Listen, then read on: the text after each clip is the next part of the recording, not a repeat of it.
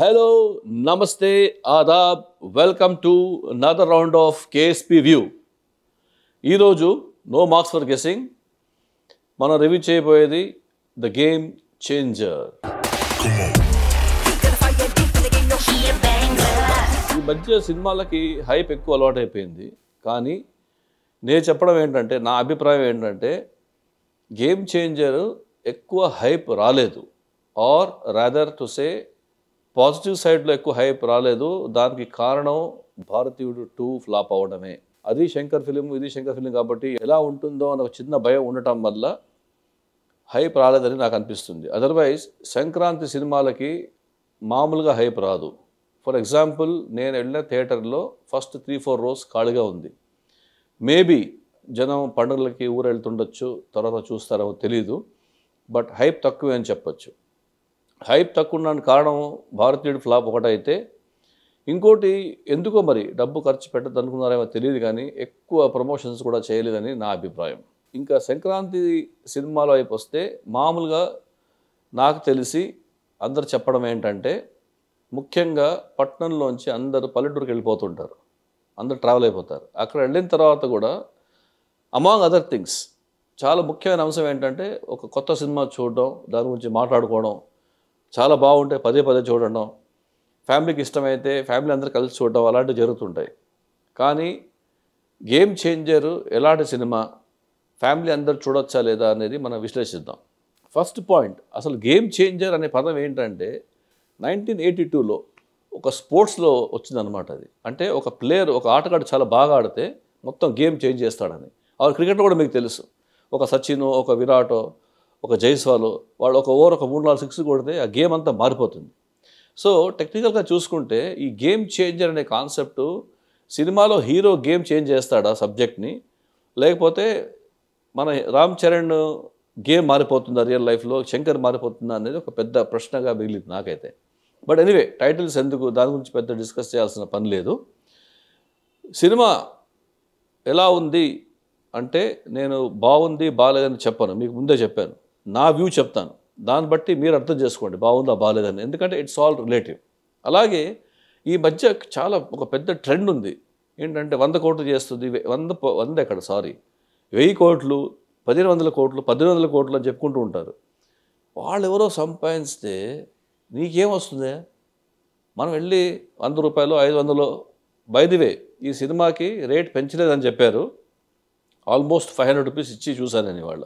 So rate పెరిగినట్టే కదా. మరి ఎక్కడ ఇన్ఫర్మేషన్ వచ్చిందో నాకు తెలియదు, కానీ రేట్ పెంచారు.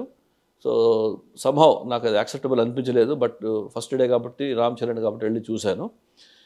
రెండో విషయం ఏంటంటే, అది ఎంత బిజినెస్ చేసింది అనేది మనకు అనవసరం.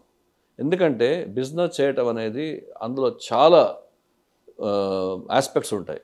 ఓకే, అది సెటిలైట్ అమ్మడం కానీ, తర్వాత ఓటీటీలో ఎలా అమ్మారని కానీ, లేకపోతే డిఫరెంట్ పాన్ ఇండియా కానివ్వండి, ఆంధ్రాలో ఎలా చేసింది, తెలంగాణ ఎలా చేసింది, ఒక 1000 ఇష్యూస్ ఉంటాయి. మనకెందుకు, మనకు సినిమా నచ్చిందా నచ్చలేదా, రామ్ చరణ్ బాగా చేశాడా చేయలేదా, కథ బాగుందా లేదా అన్న అంశాలు మనం పరిశీలిద్దాం.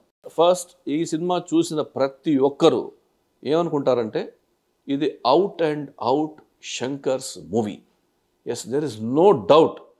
ప్రతి ఫ్రేమ్లో, ప్రతి మ్యూజిక్ బిట్లో, ప్రతి యాక్షన్లో, ప్రతి యాక్టింగ్లో, ప్రతి అంశంలో చాలా స్పష్టంగా కనిపిస్తారు. ఫస్ట్ డిసప్పాయింట్మెంట్ ఫ్యాక్టర్ ఏంటంటే కోరియోగ్రఫీ. రామ్ చరణ్ ఎంట్రీ తర్వాత మనం ఎక్స్పెక్ట్ చేసినట్టే ఒక అద్భుతమైన డ్యాన్స్ ఒకటి ఉంటుంది, హ్యూజ్ కోరియోగ్రఫీ. బట్ దాంట్లో సోల్ లేదండి. రామ్ చరణ్ అంత బ్యూటిఫుల్ వండర్ఫుల్ డాన్సర్కి ఎలా ఉండాలి? నాకు తెలిసి అది గణేష్ ఆచార్య అనేవాడు కోరియోగ్రఫీ చేశారు. Quiet disappointed. ఓకే, అలాగే పాటలు ఏమైంది అసలు? ఒక పాట చాలా పాపులర్ అయిన పాట, అది ఇంకా దాంట్లో ఇష్యూస్ ఏదో వచ్చాయట, తర్వాత యాడ్ చేస్తారట. మిగతా పాటలన్నీ ఫ్లాట్, ఏం లేదు అసలు. ఒక్కటి అంజలి యాక్ట్రెస్ డ్యాన్స్ చేసిన పాట కొంచెం విభిన్నంగా ఉంది, కొంచెం డిఫరెంట్గా ఉంది, దట్ ఈస్ యాక్సెప్టబుల్. సో ఇది తీసాం మనం. శంకర్ సినిమాలో కోరియోగ్రఫీ, కలర్, మ్యూజిక్ అనేది చాలా ప్లస్ అవుతుంది. ఇందులో అంత ప్లస్ అవ్వలేదు. It look very very very mediocre. ఆ రూట్లో వెళ్ళారు కానీ సక్సెస్ అవ్వలేదు. Okay, now coming to Ram Charan. Ram Charan wonderful acting, అతిశయోక్తి కాదు, అబద్ధం కాదు, ఏం కాదు. I'm not his great fan also. నాకు అందరూ ఒకేలా ఉంటారు కాబట్టి చెప్తున్నాను. రామ్ చరణ్ చాలా కష్టపడ్డాడు, చాలా బాగా చేశాడు. He had little variations to show also. Okay, మీ అందరూ తెలిసిపోయింది ఈ పాటకి డబుల్ యాక్టింగ్ కాబట్టి ఇంకో ఎక్స్ట్రా అడిషనల్ షేడ్ ఒకటి ఆయనకి చూపించే అవకాశం దొరికింది. చాలా అద్భుతంగా చేశాడు. ఆయన డ్యాన్స్ కూడా బాగా చేయగలడు, కానీ అవకాశం ఇవ్వలేదే.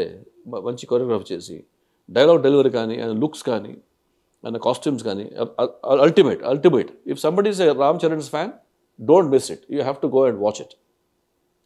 తర్వాత మినిమం ఒక 20-25 మంది తెలిసిన ఆర్టిస్ట్ అందరూ కనిపిస్తుంటారండి. అలా వచ్చి వెళ్తుంటారు, ఎందుకు వస్తారో తెలీదు.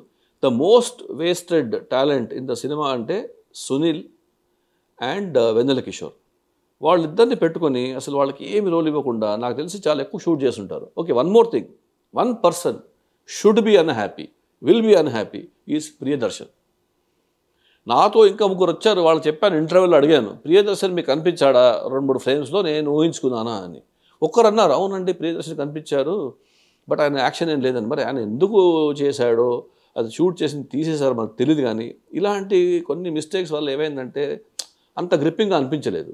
But the best parts of the movie ఏంటంటే ఇంటర్వెల్కి ముందు ఒక 20-30 మినిట్స్ ముందు ఒక పెద్ద అనుకోని, మనం ఊహించని అనుకోని ఒక చిన్న ట్విస్ట్ వస్తుంది అనమాట. చిన్న కాదు, పెద్ద ట్విస్ట్ వస్తుంది. ఆ ట్విస్ట్ వల్ల ఒక ఇంటర్వెల్ తర్వాత ఏమవుతుందో చూద్దాం అనుకుంటాము. ఇంటర్వెల్ తర్వాత కూడా సస్టైన్ చేశారు దాన్ని. యాక్చువల్లీ ఆ డ్రామాని బాగా సస్టైన్ చేసి చాలా బ్యూటిఫుల్గా తీశారు actually, to be very fair to Shankar. So interval before approximately half an hour, interval తర్వాత half an hour, this 1 hour is the movie అండి.